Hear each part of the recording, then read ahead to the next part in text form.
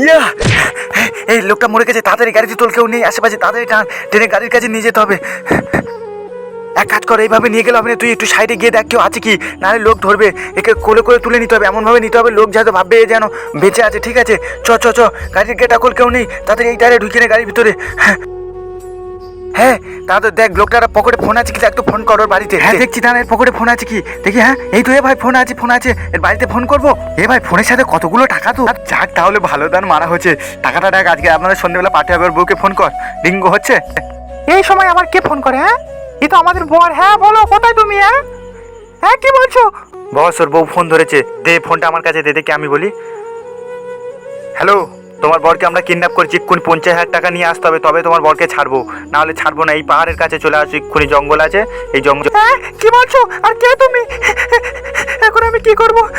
আরে সাবিরা, কি হচ্ছে, তুই এত ছুটছিস কেন? দাদা, একটা নতুন নাম্বার আমাকে ফোন করে বলে তোমার বরকে কিডন্যাপ করছি, এক্ষুনি পাহাড়ের ধারে এসে 50,000 টাকা নিয়ে। কি বলছিস তুই এসব? কে ফোন করছে এই সময়? দেখি ফোনের নাম্বারটা, দেখি আমি ফোনে কথা বলি।